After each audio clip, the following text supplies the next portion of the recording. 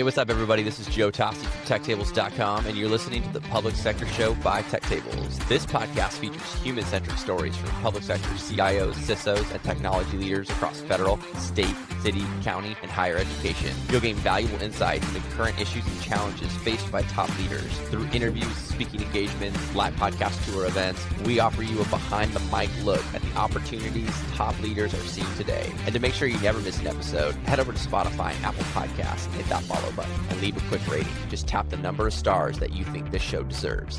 Thank you for coming on the show inside the Caresoft booth. We'll kick off with Jess, just a quick intro. Good morning, thank you for having me. I'm Dr. Jess Evans. I am the Vice Chancellor and Chief Information Officer at Maricopa Community Colleges in the great state of Arizona.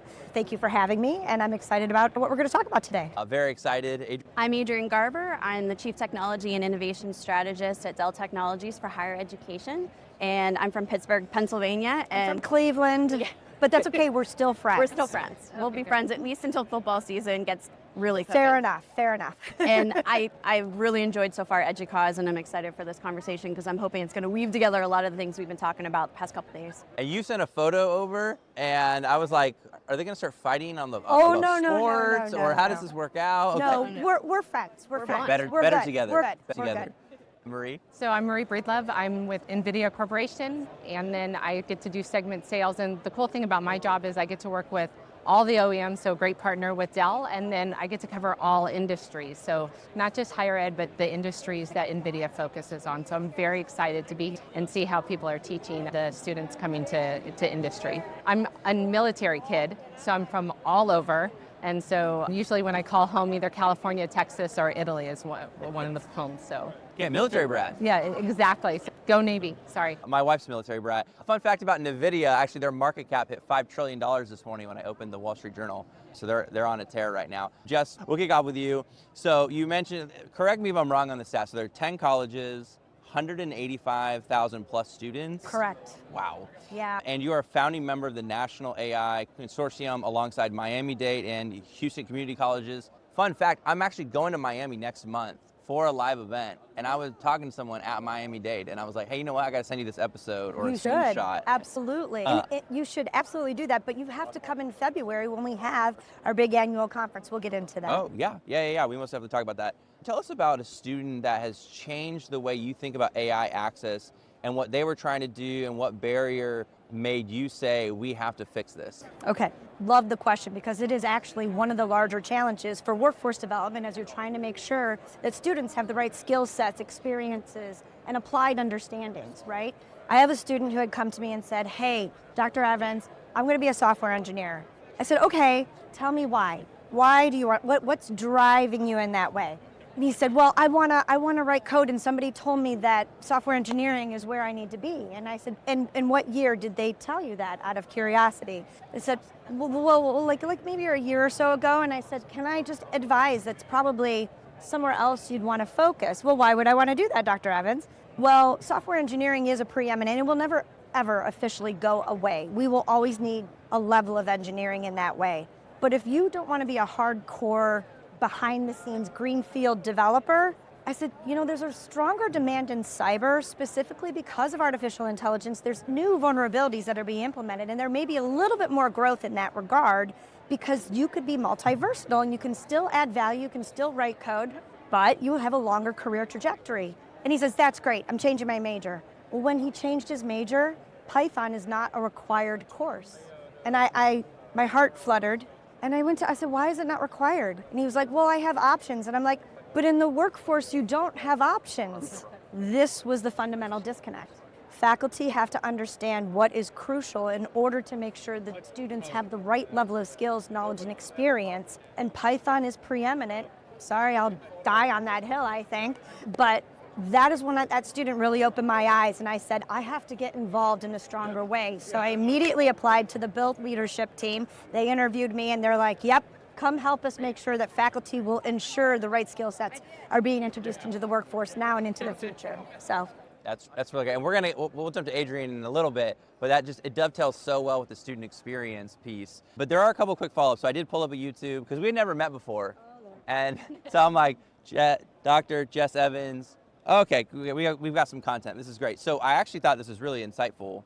You said that probability is not truth, which is kind of funny because it's like kind of axiomatic, right? Like it's not truth. Anyone who plays poker or any... Well, in the hard sciences, it's not truth. If you were to talk to a physics major and you say the probability, he goes, then it is very likely, but it is not definitive. And I would agree with that. And that is the opportunity we have from a literacy perspective, is to help students understand that when they are leveraging something like generative AI is going to tell you the most probable answer with the context and the knowledge that it has. So it's whatever data you fed into it. 100%. Right? Yep. But Agentic AI is like next level awesomeness, because Agentic is the new bridge. And so while generative will just become part of our everyday tool set and it'll just be woven into every productivity tool suite, which is why prompt engineering will not be a job you will ever hire for. But Agentic, this is why I need Python developers. This is why I need students that understand the operational landscape, because Agentic will start making decisions. Generative will tell you where the best decision you should go, but Agentic will say, and let me take that, and here is your plan, and here are your things, and this is why you do these things. I was really curious about this. Being a founding member, what's the one metric you're focused on? Employability for students. If you're looking at anything else, then why are we in this business? Students are our lifeblood. It is the reason we're in higher education. It's why we do what we do. And if I don't have students that can be employed, why would they waste their money and pay for college? It seems so simple, right? But with the influence of social media and the influence of media in general, it's hard for a student to understand where that value proposition is, right? We're only here for them. So we need employability, because that's why they go to college. They want employability. That should be our metric. Yeah, that's a great metric, and very smart with the cost of tuition. We had that conversation all week here. Yeah, employability is great. Adrienne, you were at the New York, New Jersey Higher Ed IT Summit, where you had mentioned to me that a CIO described students in homeless shelters using landlines to complete their homework, not smartphones like I have in my hand right here. Tell us, what went through your head? You didn't give us the full background on yourself, but you used to be at Columbia. Yes. What was it, 8 years? So, yeah. 10, but who's counting? 10, I'm sorry, let me round up, 10 years. Yep. How does that moment, when you're thinking about, digital equity, you're thinking about everything across, what comes to mind when you're thinking about, this is a whole new problem that you might not have thought about before? True, because higher ed comes in many flavors. And at that particular conference, which is run by the Center for Digital Education, and they do it statewide across other states, so you get to see a pretty wide perspective. It was SUNY schools, so schools in the state system, CUNY, small liberal arts. It was really a cross-section. That actually comment came from a CIO of Hostess Community College. So it was a community college CIO who made that comment. And thinking about equity, we hear this word at this conference, democratization. All the time, yeah. And it makes you think about that student experience having to cut across heavily resourced institutions, students that are adult learners, non-native speakers of English, students that are in the military, maybe active duty, but also gaining credentials. And the idea of, is it a degree? Is it a credential? Is it a certificate? Thinking even about that student experience tying to what is the outcome? And maybe the outcome is employability. Maybe the outcome is upskilling, where I'm currently employed and I want to keep my job. I want to be better at it, or I want to be future-proofed so that I'm not one of the ones that maybe gets repurposed in a way that I'm not in control of. So I think that's where even the idea of mobile learning was what we were talking about at the moment. And he said, I have students who are trying to call into these online Zoom session or Microsoft Teams sessions in their Canvas courses, and they have no way to upload their homework because they are in shelters. And it was very eye-opening and very sobering to realize when we're thinking about democratization, the only way to understand those student perspectives is to spend time with your student body. So I even think for us as strategic partners and vendors, and we're creating technology that are being used in those spaces, how do I really understand the student experience? I either become a student myself, which I am. I'm currently in school, but also spending time on campuses and really spending time with your students, being on advisory councils, having them on our councils, really just getting them embedded with us.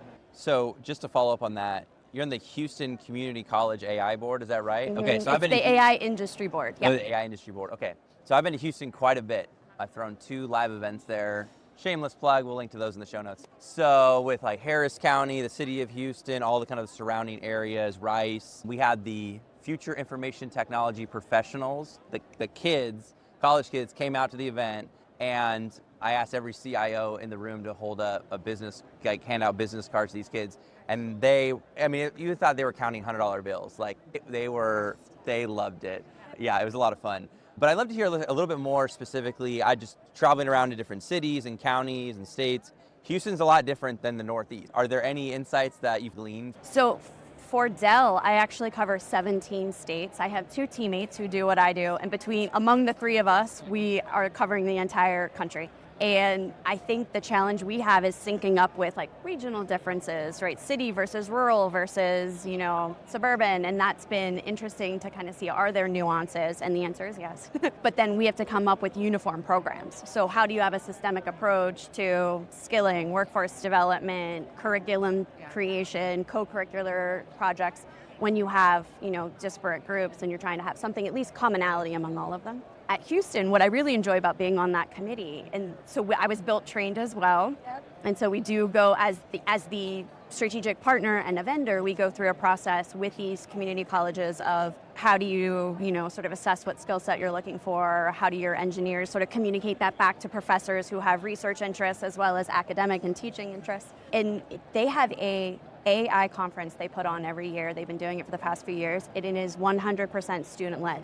Oh, I love that. So if you want to go to a conference that you can really see that student perspective, so they host a career fair, they have an industry day, they have an academic track so they can sort of expand their curricular options and talk to us and also each other about what it is that they are needing, because they are adult learners and they are bringing their holistic education experience with them. So they're coming from alternate careers like maybe nursing or healthcare, and they're saying, but this is what I need to be more positioned and more marketable in even the field that I have, even if it's not a strict technology field. So shout out to HCC. I really think they've been doing a wonderful job. And now joining this National Applied AI Consortium, I heard yesterday from Antonio Delgado, who's sitting next to me. He runs the program for Miami-Dade, and he said we have over 400 member institutions now. I know. So that's pretty amazing. That's actually really impressive. I actually might think that's the guy I'm talking to. I gotta go back to my email. Yeah, if you were talking to Anthony, he's the man. Okay, I gotta make sure. There were a lot of folks in Miami. They were like, you need to talk to this person. You need to talk to this person. And so at Miami-Dade, it's a big college. I did a couple years ago. I hosted at Secure Miami and at Miami-Dade College, and it was massive. I mean, I couldn't even keep track of the amount of people. It was pretty fun. Marie, so you had said something when we had met for our intro call that was pretty powerful. You said people think AI just happened. So this is happening a lot, right? People think it just came out of the blue, like it just happened last week. But NVIDIA has been pioneering this in higher education and research for at least 20 years. I think it's been around for 30 years. Yeah, I think, NVIDIA's worked with the University of Toronto in regards to completing AlexNet. And really that's a couple of things is it's just using GPUs and our CUDA software. And so one of the things that we think about, I think ChatGPT came out, and that's really when consumers started interacting with it, right? But we've been interacting with AI for years, right? If you say, hey Siri, hey Alexa, you're talking to an AI, right? If you go to your favorite streaming service and you watch a movie and it recommends another movie, that's a recommender tool that's using a large language model to identify your likes and dislikes to recommend another system. Just like when you buy something, it says, maybe you should buy this too. That's all AI based. I think the difference with ChatGPT is now you're interacting with it, right? Now you're doing generative stuff. It's using contextual items, like you said, and you're generating new content. And then the next piece is moving to Agentic AI, which will start making decisions for you, right? So I could imagine at college, I'm a product of community colleges and university, and I would chase community colleges down for my classes I needed. And if I had an Agentic AI, it would just say, here's your classes, you're signed up for it, here's how you paid for it, here's how we're doing this thing. So the Agentic AI acts on your behalf, right? And I think it's really important that we have students who know how to program with Python, and we offer CUDA libraries to help speed that up, right? Because one of the things we want to do, and we talked about doing your life's work, right, is all of us work and do things that we love, but if you're interrupted or you're waiting, it just takes the fun out of it, right? So I unfortunately use Excel all the time, and so I will put a headset on and just go into doing my pie charts and my VLOOKUPs and those type of things. But if I have to hit a button, go get coffee and come back, I might lose my rhythm. And so I think the cool thing about NVIDIA is we're a full stack company. So it's not just the GPU. We have CUDA libraries to help make people get their stuff done faster, right? So you talked about Python libraries. We have cuDF, which is a data frame library that'll speed it up super fast. So you hit it for polars and pandas, which are the most recognized things. And then also just focusing on industries. That's just one. We focus on multiple different industries to help speed up their life's work. So I was very curious around in the last 18 to 24 months, yes, things have changed. So they're moving so fast. I wanted to hear from you, like, what are you seeing right now in the marketplace in the last 18 to 24 months? I think people are just really looking at agentic AI, looking forward to physical AI. So there's robotics in place. So one of the things that we've come out with is NVIDIA actually puts out their own large language models, award-winning large language models. So we have Nemotron for like data frames. We have Cosmos for physical AI. And then why that's important is if you're going into robotics, you might use one of our large language models like Isaac, right? You might be doing development for Isaac and robotics. But how do you train a robot, right? It takes millions of hours to train a robot. And unfortunately, you and I personally don't want to show a robot how to put a glass on a counter without dropping it, right? And so when you use physical AI, we have a software called Omniverse where you can actually train robots inside the software in order to do the jobs that they need to be able to do. And all of this is going out into industries, whether it's surgical robots, whether it's the robots that are in data warehousing, or cars. So if you took a autonomous vehicle, that's actually a robot, right? And so just working in industry as people are thinking about how can I get this job done efficiently. And then just the tasks that need to be done, the tasks that maybe a human doesn't want to do, right? Like I don't want to sit there and screw in something all day, every day. It's not enjoyable for me, right? But I want to do something that's my life's work. And so I'm able to go to a community college, get upskilled, and start training robots, right? And how do I do those things? So that's a big thing we're seeing is people are really upskilling to go learn about agentic AI, physical AI, robotics. How do I change the world that's going on right now?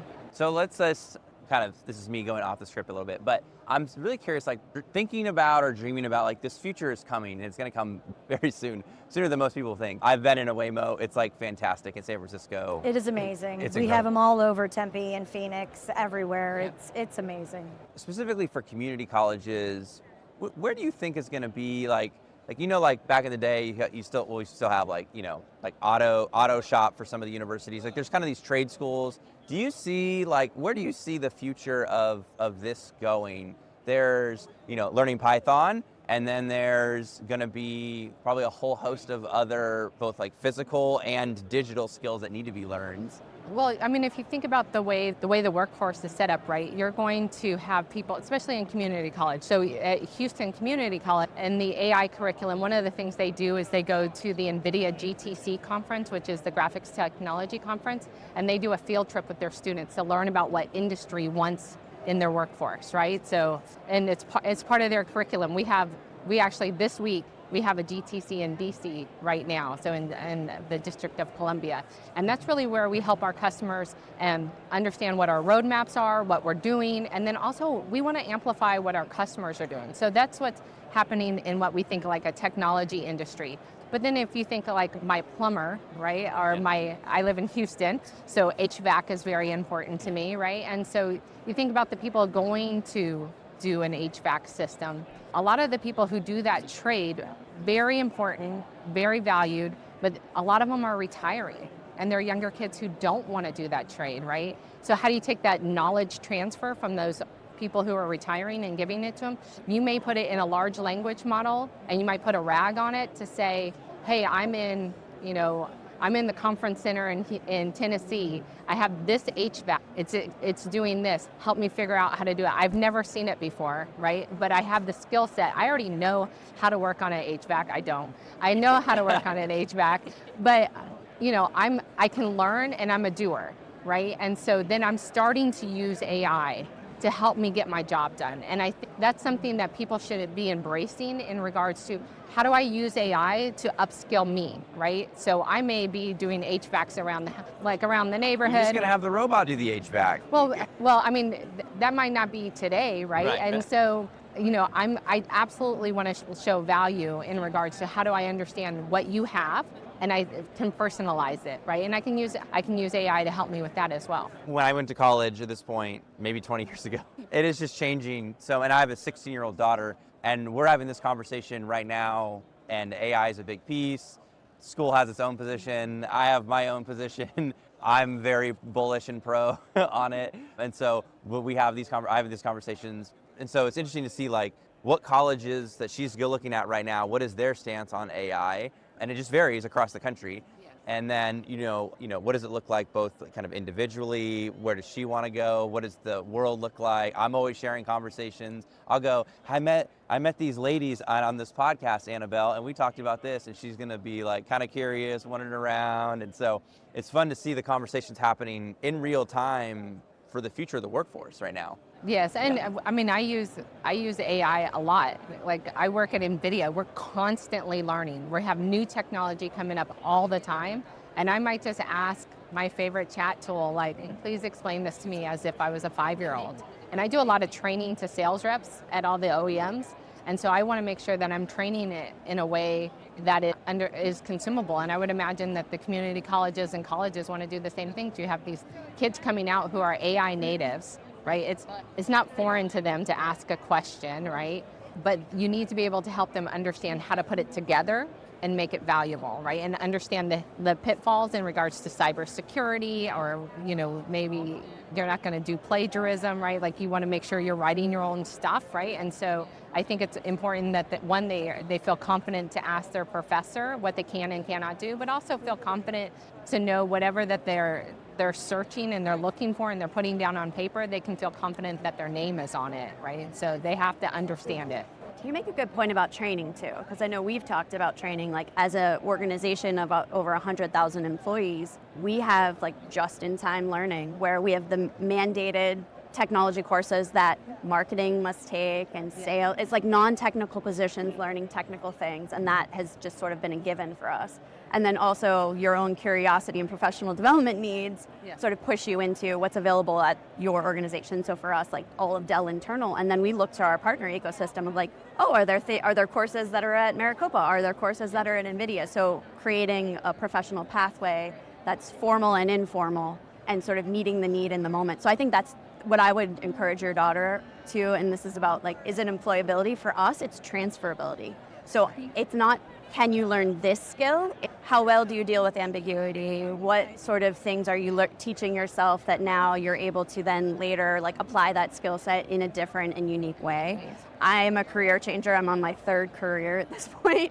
I started in autonomous vehicles and robotics at Carnegie Mellon. So that was 20 years ago also. And 20 years later, you're talking about Waymo. We thought it was going to move a lot faster than it did, and it took 20 years to get where we are. So, and it was more machine learning than of artificial intelligence. It gets conflated way too much. That's actually a really great point. I have this conversation where the word AI is just constantly used, but I'm like, no, you actually mean that you just want automation. That's what you want. You don't want AI, or that's actually machine learning, and yeah, it just gets all bundled. This is actually really good, dovetails right off what she said about, you had mentioned about, security, emerging technologies, and Jess, can I call you Jess, by the way? Please. I'm super informal. Absolutely. I'm so sorry. I'm like super informal. You're not a student of mine, so you are more than welcome to just be a human being. I would love that. I heard that students, you still have to color doctor. Students tuning in, it is okay. Dr. Evans. It's okay. Yeah, well, walk us through right now with the 10 different colleges. You're going to have conversations that folks are not going to quite understand. How are you building the partnerships? How are you building the relationships to really get the vision and mission that you have across? Excellent question. How do you get collaboration, innovation in such a very difficult situation, landscape, with all of the emerging technology right now, with all of the buzzwords coming out? How do you reduce FUD, fear, uncertainty, and doubt? That is not my phrase. I learned that from my dear friend, Mark Henderson, who is the CIO of the University of Pittsburgh right now. Must give him a shout out because he taught me about FUD. Fear, uncertainty, and doubt will kill every culture, every innovative program, every initiative, whatever strategy you're trying to do. When they say culture eats strategy for breakfast, what they actually mean is that FUD eats strategy for breakfast, fear, uncertainty, and doubt. So it is my mission to ensure that FUD is mitigated to the best that we can. You will never eliminate it 100% because the human nature and the curiosity that we have is actually healthy to question it. And it is good to question it, which is the whole academic spirit, right? Question it, let's learn from it. Let's make sure it's in its best form. So when I reach out to college presidents, when I reach out to college CIOs, when I reach out to my constituents, it's about making sure we understand what are the right use cases we are using that really will actually bring value to all of us, for teachers, for students, for administrators. That's what we need to do. So we're building something called the AI Resource Center, which is a collaborative effort across all of our colleges. I'm the executive sponsor. We're bringing in largely faculty members to help us have that conversation. And we will meet regularly and say, what are the use cases that our faculty need at all of our colleges? Where are our commonalities? Where can we share resources? Where are some of those nuanced differences for each school that we do not want to crush because that's part of the school's identity? And so balancing school identity to standardization and unification is a delicate dance. Takes a lot of fun and a lot of, are you sure? Do you feel good? Are you okay now? Does this make you feel better? Because humans have to feel better in order to understand it. Psychology 101. So we bring that into the mix and we say, okay, humans, are you okay? How much FUD do you have today? Do you have more fear? Do you have uncertainty? Do you have doubt? Do you have them all? And how do we mitigate that? And working together is the best way to do it. And I appreciate Maricopa's approach because it was years ago that we partnered and we funded an AI for Education lab, but the lab wasn't the important part. The important part was it came with a train the trainer program, and it wasn't education for the student, it was education for the faculty. Exactly. So it was a place for them to experiment, work with each other, say like, well, I'm a mathematics professor, but I do also want to know about what's the difference between machine learning and artificial intelligence. And it allowed them to maintain their professionalism and still want to experiment, knowing that I might not have all the answers, but my students are still looking to me to be the authority in the classroom. And I thought that was a great approach of we're looking for a train-the-trainer model that allows our faculty to experiment before they are then disseminating that knowledge to their students. Yeah, I think, so at NVIDIA for education, we focus on 3 areas, right? It's higher ed and research, and then student development and teacher development. Because if the teachers aren't on cutting edge, how are they going to teach the students? And so we have DLI courses. These are Deep Learning Institute courses for teachers to get certificates. And we also have teaching kits to help them with the curriculum, to help them understand, whether it's data science, whether it's agentic AI, whether it's generative AI. How do you teach it to your classroom, and what are the resources to help them build a curriculum? They can pull out whatever, once you get in the classroom, it's your classroom, do whatever you need to do, but just help them get there faster so that way they can do exactly that, right? I want to be the expert in what I'm teaching, and you don't want to get up there fumbling in front of either kids or people who came from the workforce, because they can see right through that right away. So yeah, that's great. It's interesting when Jess, you were talking about giving everyone like a, hey buddy, come along the journey. One of the reasons I actually love coaching high school basketball as the coach is, at least with boys, girls not the same. With boys, there's less of a hey buddy, and it's get on the court right now, which makes it a little bit easier. Adults do not respond that way. Girls can be that way. harsh as well. I'm an ex-volleyball player. I'll tell you what, it's all about, hey, let's get this done. This is business, right? Yeah. But that's the difference between sports and leadership. Yeah. I'm a sports guy, so I like. It's funny. My wife's like, I could never respond to that. I'm like, no, 100%. You could yell at me and I would get hyped. She's like, it's just so weird, but like, I'm like, yeah, I would get excited. Like, I would be motivated and galvanized to go. But that's just not how people operate. Most people operate, right? So, but if you've played a sport. I'm a former rugby player. I'm with Jen. Let's go, girl. Yeah. Let's do it. Rugby's awesome, and now I have massive respect for you. Holy cow, I love you. Yeah, so you can yell at us too. Yeah, yell away. We're used to it. I'm pretty gentle. It's only usually if there's a ball in one of the kids' hands and they need to actually pass the ball, which is communication anyways. I just finished coaching basketball for my son's league. There was a lot of yelling. Yeah. And then a kid came out, I'm hurt. We don't have enough people on the team. Get out there, play, you're fine. Play through the pain. He wasn't hurt. Oh, I love it. And to be fair, actually, I would say the parents yell more than me in the stands, which I can hear, which is pretty funny. By the way, that he can hear you. Yeah. So your mom said, anyways, want to move to scaling this. So there's been a lot of POCs, they're everywhere, but data is a huge problem. If you don't have the right data, the bloat's going to scale. It just doesn't work. It all breaks down. So Marie, you had told me that you came to NVIDIA, and I love that you had already used this, but I'm still saying it, to do your life's best work to help build those products to help people live theirs. The National AI Consortium is scaling nationwide, 400?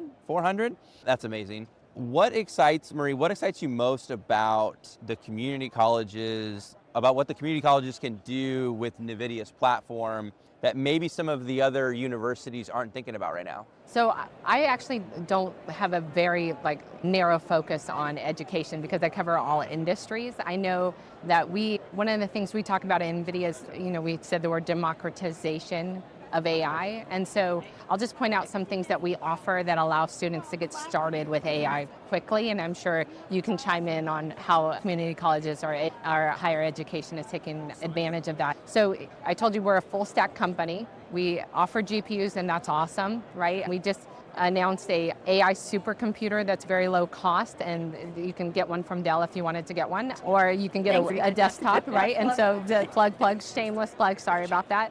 I do want a supercomputer in my house, so. But when you look at it, you can't just have hardware, you have to have software that goes along. You talk about data, right? Data is one of the biggest problems, right? So you have to have data regulations. You have to actually know what data you have and how do you make it work together, and you have to make it clean. And so we talked about those CUDA libraries are invaluable for industry. So we have libraries that focus on genomics. We have digital twins, the data frame libraries for pandas and polars help them with cleaning the data. And then the models that are out there, those are all, when you get one of our GPUs, you can go out to our catalog and that's all free to you to download. The models are open source. So you don't even need one of our GPUs, you can open source download it. And then we also have a very big builder community, an AI developer community. And as an AI developer, you get access to all our tools for free. So you can go to build.nvidia.com and then that's just where you go. But you can actually go out there and learn about how do I use this model? We have playbooks out there that are like recipes that tell you exactly this. Building a VLM might take you and might take you 3 hours to do, and here's what you're doing, here's what you need.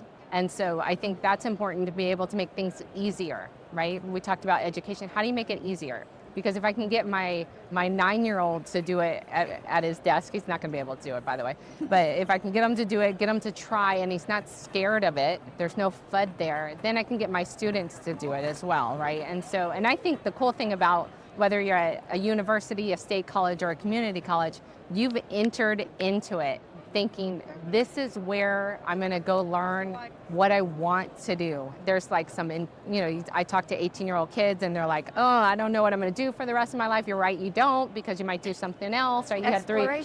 But you're at this in exploratory mode. And just to make it easy and less frightening for them, I think is super important for them. So that's my part of the answer. But from a community college and university, state college level, what would you say? I take a deep breath because we're at a really critical juncture.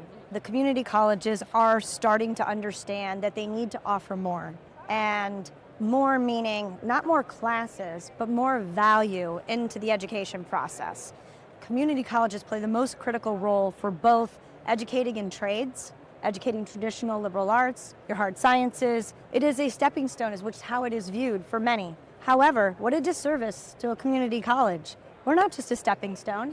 Wouldn't it be great if you could get your 4-year degree at a community college price? Your daughter's about to go to college. Have you looked at how much it costs? We just had this conversation. She really wants to go to Amherst and their starting price tag is $95,000. Okay, so I'm not sure what the per credit hour rate is, and I'm not even gonna do the mental gymnastics. I have not had enough caffeine for that, but what I can tell you is that if I offered you a bachelor's degree for less than $100 a credit hour, you will have 0 loans, no debt, and you will graduate on time with the right skill sets, the right knowledge, and an employability factor that is through the roof that you cannot get at traditional 4 years. Would your daughter be interested? Or would you as a parent be interested? Oh, I'm very interested. Her not so much right now. That's okay, but the value proposition is that community colleges, their whole focus point is education. It's not focused on larger, complex research problems. So there is a time and a place for that. Excellent schools that do that. I've worked at 3 of them. They're all amazing schools. But what happens is undergraduate education, while it's great, tends to be taught by a TA or someone up and coming. But at community college, that professor is there just to help the student understand that content at a depth where they are laser focused. They get better, smaller classes. They get more faculty engagement, 38 to 1, 40 to 1. They're not sitting in a 400 student Psych 101 in a big auditorium being distracted and playing on their phone while they're sitting in that auditorium. They're not really learning. And so there is a massive value add and the value prop to lean into community colleges, and they are leaning in. This National AI Consortium was founded so that we can offer bachelor degrees, for which we do. Bachelor degrees in artificial intelligence and machine learning, bachelor's degrees in cybersecurity, bachelor degrees in business, so many others. Well, wow, isn't this fantastic? But we also can make you a welder if you'd like to weld. We can also blend that in, and the holistic blending of traditional education with the trades is the next version and value add that community colleges bring, and we're leading the way, and I'm really excited about that. So the role is there, but I believe that the stigmatism of community college, that it's only a stepping stone, is such a disservice, and we have to change the narrative, and that starts now.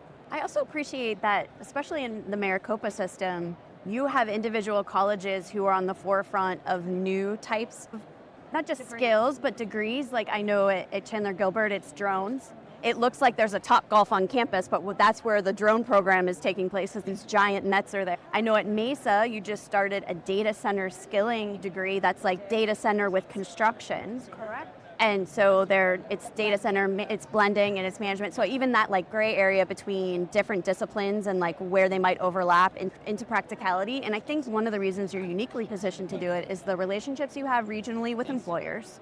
And I also think you have faculty members who are practitioners.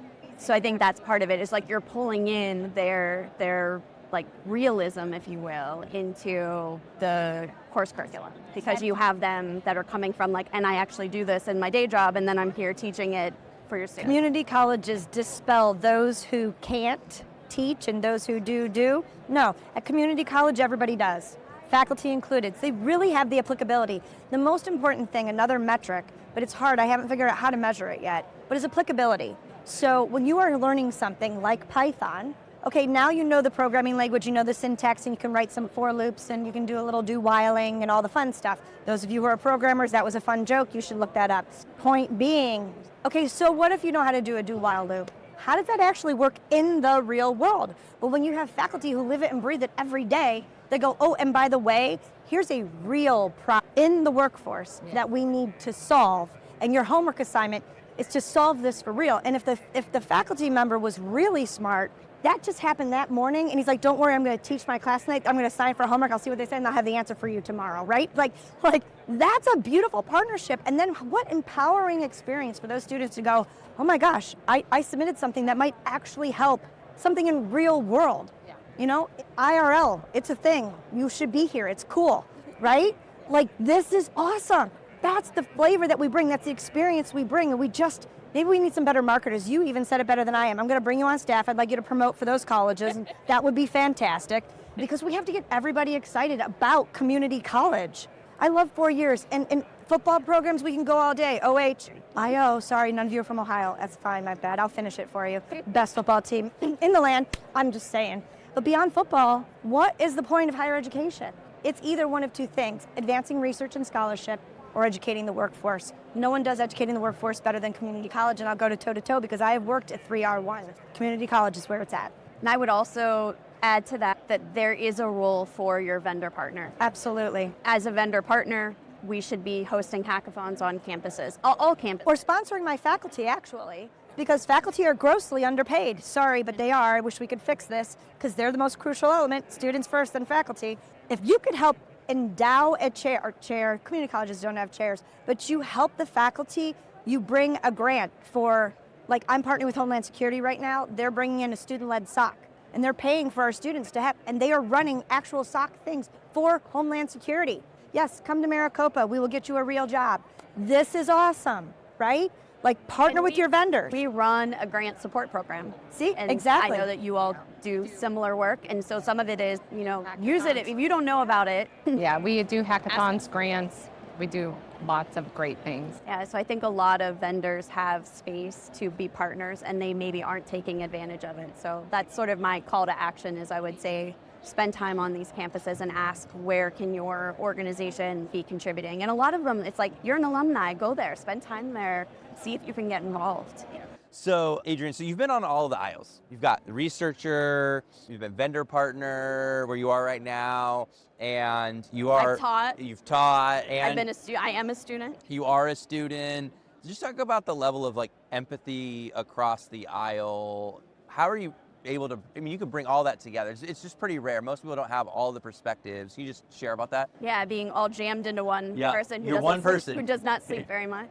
I would say it does obviously create empathy, actually create sympathy, because you're in the space. I think we all are capable of empathy, even if we haven't been in the role or haven't been in that role in a while.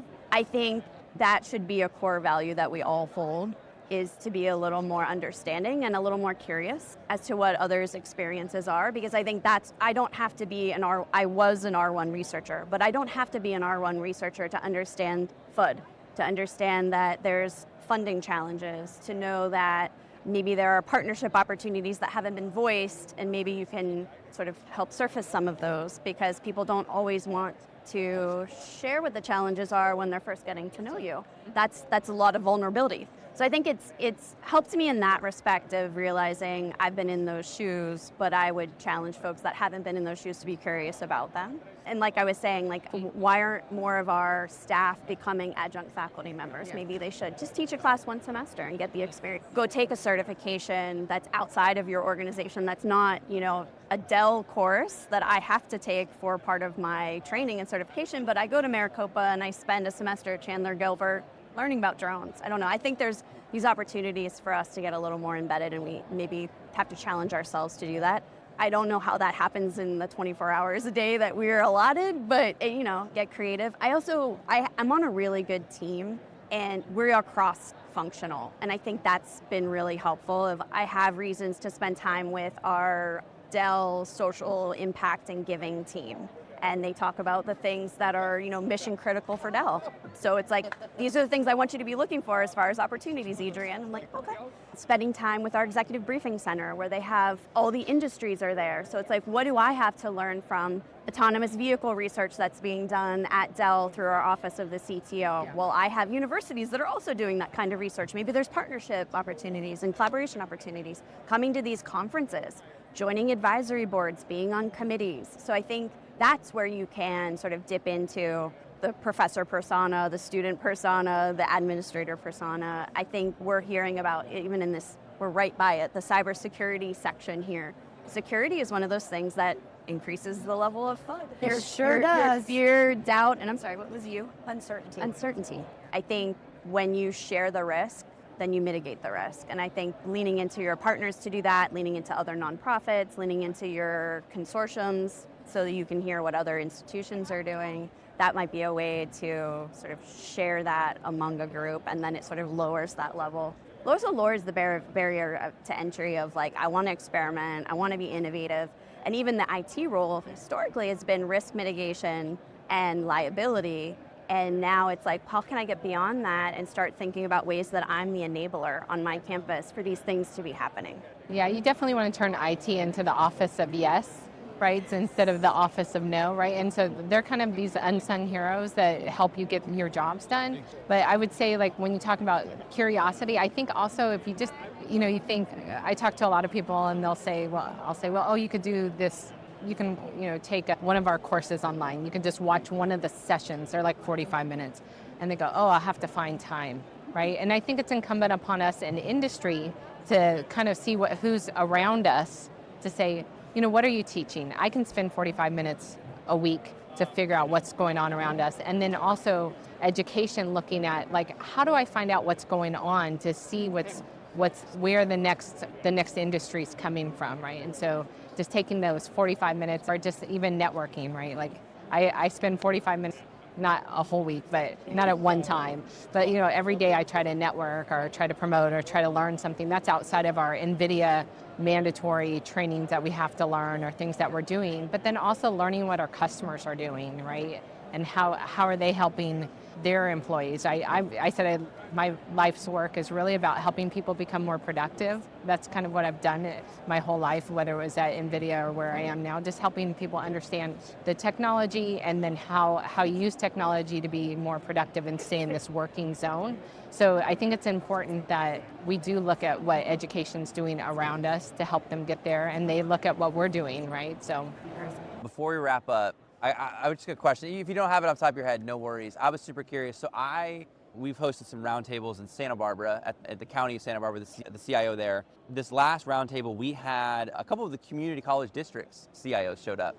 So this would be Ventura County, San Luis Obispo County, basically up until you get to like LA, somewhere between LA and SLO, that kind of area. So now I got to ask them, hey, are you a part of the national? They're not? No, I'm going to not yet. crack the whip. You know who you are, by the way. you can do it. It's okay, we're cool, we have fun. We dispel FUD. Yeah. We already have another scheduled date, so I'll be telling all of you about that. Tell them to come to the conference in February in Miami and see what it's all about. And then that too. You want to Really? go to Miami? Absolutely, Yeah. in February, for sure. No, Yeah. it's going to be an amazing conference because it will be unlike any you've ever had. This is new. Think of the consortium. So NSF, National Science Foundation, is backing this consortium. Anne, who is leading it, is amazing.